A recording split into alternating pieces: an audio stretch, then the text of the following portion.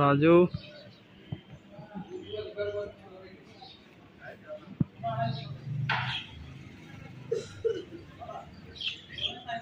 ধনবিলাস তেরাবাসা এলাকা থেকে আমাদের কাছে একটা ইনফরমেশন আসে। ওইখানে এরা গাড়িতে করে গরু আনার সময় এলাকার লোক গাড়িটাকে ডিটেইন করেছে।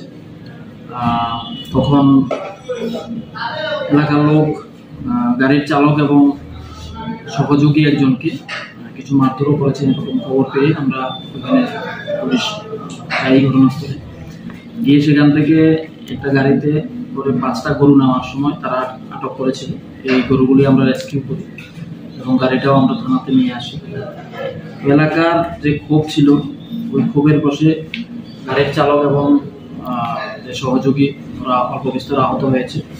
ওদেরকে আমরা হসপিটালাইজ করেছি চিকিৎসার জন্য এবং যে গরুগুলি ছিল এগুলিকে আমরা এখানের যে গোরখনাথ গোশালা যেটা আছে ওইখানে আমরা প্রেরণ করেছি।